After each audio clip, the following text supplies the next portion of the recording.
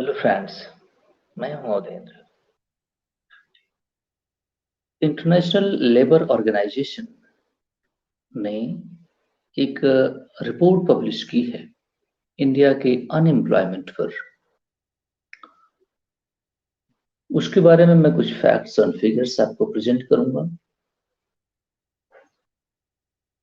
जिससे आपको एक ग्लिम्स मिल सकेगा कि where we are heading right now. Unemployment जिस तरह आप जानते हैं कि एक बहुत ही बड़ा क्रूशियल इश्यू है हमारी कंट्री के अंदर, और पर्टिकुलरली यूथ पॉपुलेशन के लिए। आप जानते हैं कि एवरेज पॉपुलेशन हमारी 29 ईयर्स की है। 64% people below certain level of age में है। वर्क फोर्स हमारे पास काफी ज्यादा है, ये सारा डेटा कहता है। करीब 700 मिलियन के करीब हमारे पास वर्क फोर्स है वर्किंग एज पॉपुलेशन के दौरान। लार्जली अगर आप देखें तो इसमें द हिंदू ने पब्लिश किया है, younger Indians more likely to be jobless if they are educated। बात आप समझ रहे हैं? if they are educated, जिस तरह वो मच एजुकेटेड हैं, ग्रेजुएट्स हैं, 12th क्लास हैं, 10th हैं, या फिर बिल्कुल स्कूल नहीं गए, तो इस तरह से उनके रेट को भी पब्लिश किया गया है कि, और सबसे ज्यादा जो ग्रेजुएट्स हैं उनके लिए जॉब नहीं है, वो ज्यादातर अनएम्प्लॉयड है। जो कभी स्कूल नहीं गए उनकी केवल 3.9%, 3.4% अनएम्प्लॉयमेंट रेट है। अब मैं बताता हूं, in India higher educated young people are more likely to be unemployed than those without any schooling, according to International Labour Organization। Jobless rate of graduates was 29.1%। आप समझ लें कि 30%। जॉबलेस रेट ऑफ ग्रेजुएट्स की जो है वो 30% है, 30, almost 9 times higher than the 3.4% of those who can not read and write. आप समझिए कि जो राइट नहीं कर सकते, रीड नहीं कर सकते, उनसे उनका 9 times हायर है। समझ रहे हैं आप? The probability of getting jobs for these is much higher। For graduates unemployment ज्यादा रहेंगे।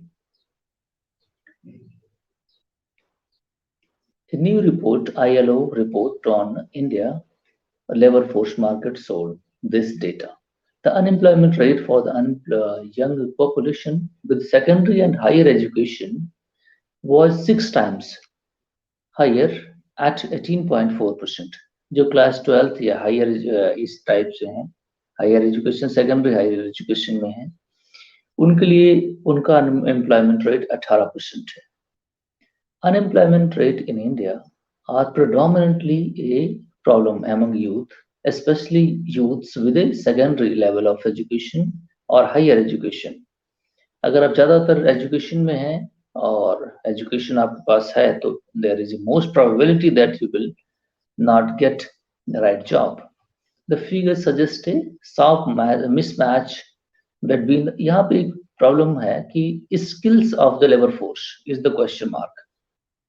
यहाँ पर प्रॉब्लम जो है, अब मैं आपको बताऊंगा अभी और डेटा फर्दर कि करीब हमारे पास 96 लाख स्किल्ड फोर्स की जरूरत है, जबकि हमारे पास करीब 65 लाख ही स्किल्ड फोर्स है। तो स्किल्ड फोर्स की गैप अभी बहुत ज्यादा है, रिक्वायरमेंट है, जबकि 2027-28 की बात है, 3-4 सालों के अंदर ही ये जरूरत है। लेकिन हमारे पास स्किल फोर्स नहीं है। सो समझे आप मामले को। मैं आगे बढ़ता हूँ। The figures suggested a sharp mismatch between the skills of the labor force and jobs being created into the market. It also underscores warning by well-known economists like former Central Bank Governor Raghu Ram Rajan that India's poor schooling, आप यहाँ पे समझें बात को, India's poor schooling will hinder its economic prospects over time. Youth unemployment rate in India are now higher than the global level. आप समझें global level से employment rate India unemployment rate ज्यादा है ना। ग्लोबल रेट कितना है? 5 point something है। हमारा अनएम्प्लॉयमेंट रेट 9 पॉइंट समथिंग है। ओवरऑल अगर देखें रूरल अर्बन ये वो यंग पॉपुलेशन इनका उनका वुमेन सब कुछ इसमें एक कंबाइंड जब सम करके बेटे देख निकालते हैं फिर जाकर के वो आता है 9 पॉइंट समथिंग, ठीक है, जो वेल एबव है ना? तो ILO ने सारी चीज कही है। The Indian economy has not been able to create enough remunerative jobs, है ना, उनको जो जॉब जिस लायक है उस पे स्केल पर उनको जॉब नहीं मिलती in non farm sector means industry और service sector for educated youths labor force entrants. This is reflected in a high and increasing unemployment rate. In China, the jobless rate for young people aged between 16 to 24 climbed to 15.3%. आप समझें 16 से 24 year के बीच में unemployment rate China के लिए 15% है in the first 2 months of the year, है ना, जनवरी फरवरी की बात है। About 3 times higher than 5.3% for the urban population. वहाँ की urban population समझें, urban population में अनएम्प्लॉयमेंट रेट 5.3% है, जबकि इंटायर पॉपुलेशन रेट देखा जाए तो 15% है, 3 गुना ज्यादा है। While the share of youth unemployed in India aged between 15 से 29 साल के बीच में 29 ईयर के बीच में 15 to 29 dropped to 82.9% in 2022. बात समझें, अनएम्प्लॉयमेंट रेट 82.9%। आप बात समझे मामले को, 15 से आप समझें कि 30 साल के बीच में जिनकी एज है 29 में 30 साल होता है, ड्रॉप्ड फ्रॉम, ज्यादातर देखिए आप अनएम्प्लॉयड है 30 साल तक 82% लोग अनएम्प्लॉयड हैं, है ना, 30 सालों तक 82% लोग अनएम्प्लॉयड हैं इंडिया के अंदर। मामले को समझें 2022 में, जबकि 86.6% अनएम्प्लॉयड थे 2000 में, है ना। तो ज्यादातर आप समझें कि जो गैप भी आ रहा है ये जो अभी बच्चे हैं ना स्कूल या हाई ये 12th वाले या फिर हाई स्कूल वाले, यही 15 साल के बाद स्कूलिंग छोड़ दे रहे हैं, पढ़ाई छोड़ दे रहे हैं, है ना। ये भी एक प्रॉब्लम है कि हाई पे स्किल हाई स्किल पर हाई स्किल्ड जॉब उनको मिल भी नहीं सकती फ्यूचर में भी, तो वो हमेशा एक भारत के लिए लायबिलिटी भी बने रहे, है ना। अब इसकी एक अलग डिबेट हो सकती है कि ग्रेजुएट रहेंगे तो अनएम्प्लॉयड होने से बढ़िया इतना पैसे खर्च करता है वो फिर भी अनएम्प्लॉयड है, तो ना पढ़ के अनएम्प्लॉयमेंट रहने में क्या बुरा है, कम से कम पैसे तो बच जाएंगे। उस पर भी एक अलग डिबेट बहसे मुद्दत है वो, है। लेकिन जो डेटा है मैं पहले उसको कर दूं क्योंकि टाइम बहुत शॉर्ट रहता है ना। इसमें 2 वीडियो करूंगा मैं, है? एक तो ये है, दूसरा एक और आर्टिकल है कि कंप्लीट थीसिस इसकी तभी हो सकेगी। The share of the educated youth, वैसे मुझे नहीं लगता कि आप लोग इसको सुनेंगे, है ना, बहुत कम लोग हैं जो ध्यान से इसको चीजों को देखेंगे, और मुझे तो समझ में नहीं आता इन सारे एजेंडाज पर वोटिंग करनी चाहिए पॉलिटिशियंस को, ना कि 100 रुपए गैस बढ़ा देते हैं, कम कर देते हैं, है ना, थोड़ा सा चावल दाल भिजवा देते हैं। इन सारे बात को समझने की जरूरत है। हमें वोटिंग इन ग्राउंड्स पे करने की जरूरत है। मिस्टर बिल गेट्स जो आए हैं आज एजेंडा बनाने के लिए मिस्टर मोदी के साथ, वो हमारे पॉलिटिकल प्रोसेस को डाइल्यूट करने के लिए आया हुआ है। मिस्टर बिल गेट्स को आप लोग समझते क्या है? उसको कोई चैरिटेबल आदमी नहीं समझा करें। वो कोई भी काम करता है उसका एक बिजनेस एंगल होता है। वो यहाँ बैठा हुआ है, मोदी से मिल रहा है, इनसे उनसे मिल रहा है, तो मोदी से मिलने का पर्पज क्या है पता है? मोदी पॉलिसी मेकर है, उनसे बातचीत करके उनके अंदर क्या आइडियाज चल रहे हैं वो सब कुछ जान करके, है ना, वो समझेगा कि इस तरीके की पॉलिसी होगी, इस तरीके के काम होने वाले हैं, तो इस तरीके से जाकर के अपने इंडस्ट्री में वो सब कुछ उसी हिसाब से नहीं सिस्टम तैयार करके फिर भारत के सामने प्रेजेंट करेगा। समझ रहे हो? उसको इकोनॉमिक बेनिफिट लेने के लिए वो आया हुआ है। कि भारतीय लोग सोचते कैसे हैं, आगे पॉलिटिशियंस कैसे हैं, इनकी क्या एजेंडा है। अगर ये इसमें इन्वेस्टमेंट करना चाहते हैं, इनके पास ये विजन होगा, तो इसमें हम उस विजन को किस तरह से हम अपने लिए पैसे बना सकते हैं। वो बिजनेसमैन है और इतने हाई लेवल के पॉलिटिशियन उनके साथ मिल रहे हैं, उनकी आइडियाज को जानने की कोशिश कर रहे हैं, है ना, कि ये सोच क्या रहे हैं, ये कर क्या रहे हैं, इनके चाल कैसी है, इनकी ढाल कैसी है, नहीं उस हिसाब से वो भी अपनी पॉलिसी ले आएगा, है ना। तो उसके बेनिफिट में है वो यहाँ पे आया हुआ है, तो कोई ऐसा नहीं है कि वो जहाँ जहाँ अगर जहाँ पे जा रहा है वो उसमें कुछ, वो जहाँ पे भी जा रहा है ना, वो सबको जानता है कि ये मछलियां हैं और हम कटिया लगा के बैठेंगे और उनको सभी को फंसाएंगे। वो ऐसे अरबपति नहीं है, वो बहुत माइंडेड आदमी है। हर चीज को बैरोमीटर से वो मेजर कर ले रहा है, हर जगह का प्रेशर, है ना, और फिर उसी हिसाब से हर चीज करेगा वो। और यही एडवांटेज है इन लोगों को।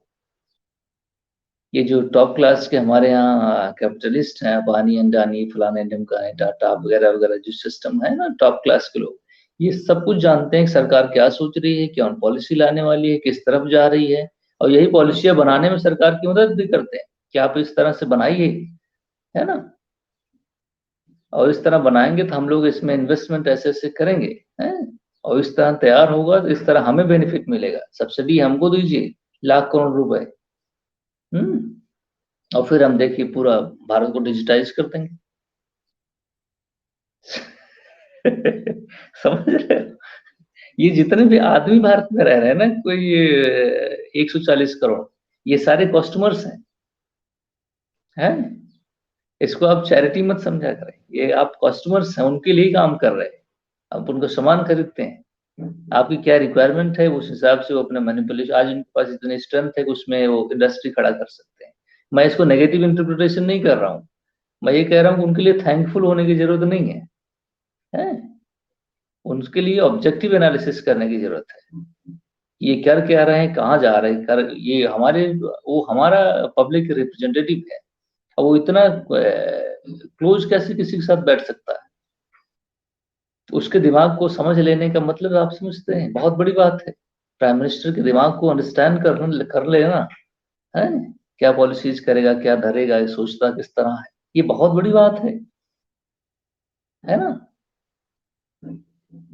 इस तरह यूनाइटेड स्टेट के खुद प्रेसिडेंट के साथ मिस्टर बिल गेट्स कभी बैठ नहीं सकता। आप जाके कभी डेटा निकाल के देख लीजिए, बिल गेट्स कभी भी इस तरह क्लोज प्रॉक्सिमिटी में नहीं बैठा हुआ है, और मिस्टर मोदी उस पर प्राउड फील करते हैं क्योंकि उनको एडवांटेज है उसका।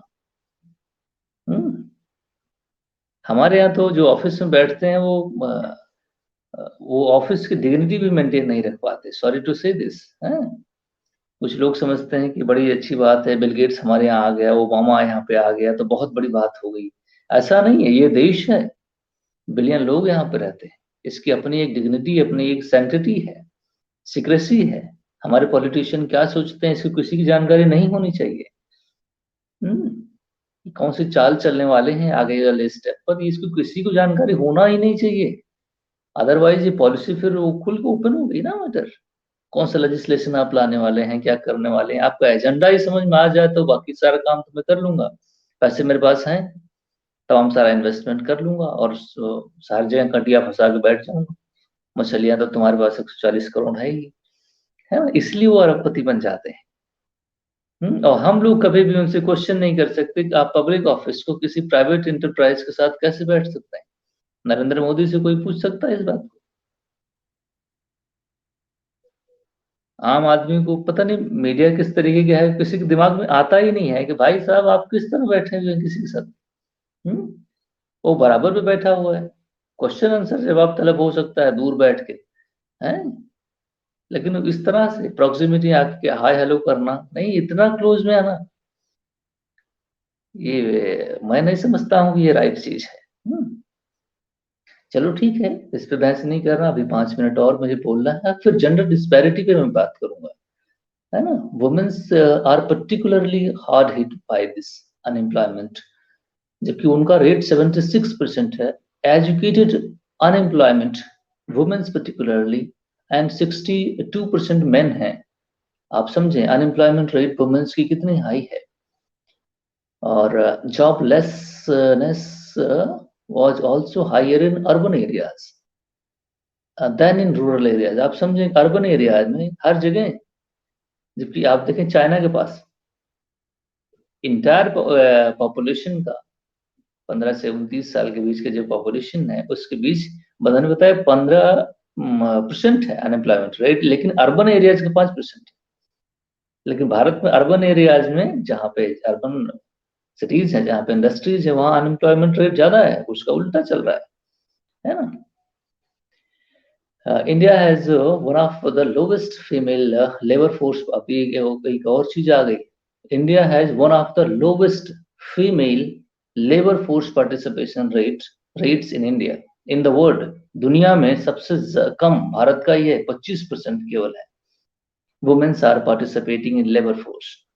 बाकी 75% वो पार्टिसिपेट इकोनॉमिक एक्टिविटी में करती ही नहीं। शायद घर के बर्तन साफ करना, घर के काम करना, झाड़ू बंतर बर्तन, ये सारी चीज करना है, क्योंकि इसको अकाउंट नहीं किया जाता है। बताइए 25% ही केवल पार्टिसिपेट करती नहीं। आप समझें हाफ ऑफ द मैन, है ना, और हाफ ऑफ द वुमेन, दोनों पॉपुलेशन होती है ना हाफ हाफ।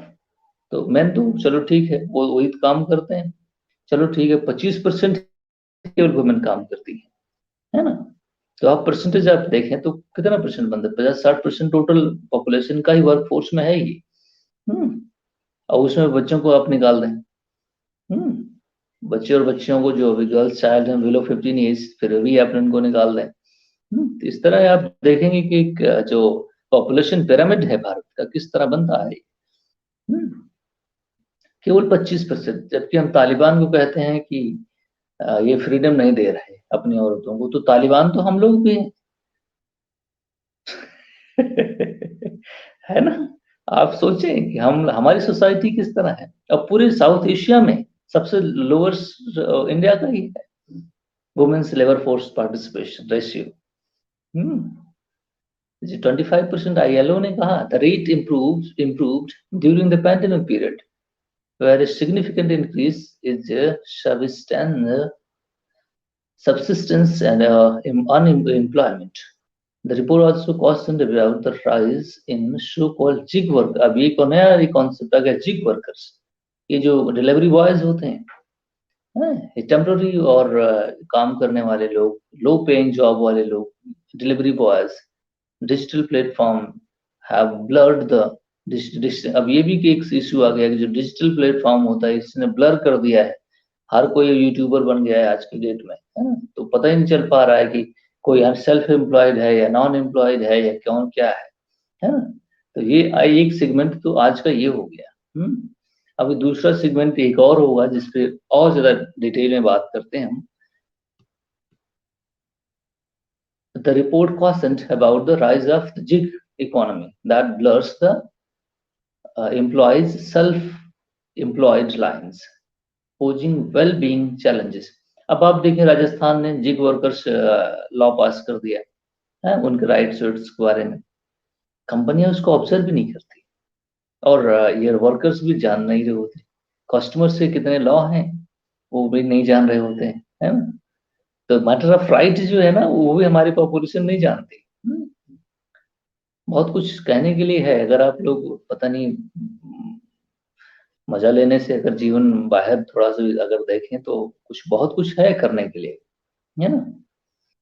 तो अगर आप लोग पढ़ना लिखना चाहें और अपने राइट्स अधिकारों के बारे में, ह्यूमन होने की वजह से अपने अधिकार को जानना हमारा अधिकार है ना। लेकिन पता नहीं कमेंट में मुझे बहुत नेगेटिव कमेंट्स आते हैं, है? इसलिए मुझे लगता है कि लोग पसंद नहीं करते अच्छी बातों को सुनना। So thank you very much. मेरे लिए अच्छा है, पता नहीं किसके लिए बुरा भी हो सकता है? ये मेरी दृष्टि में अच्छा है। So sorry for that. So thank you very much my friends for watching.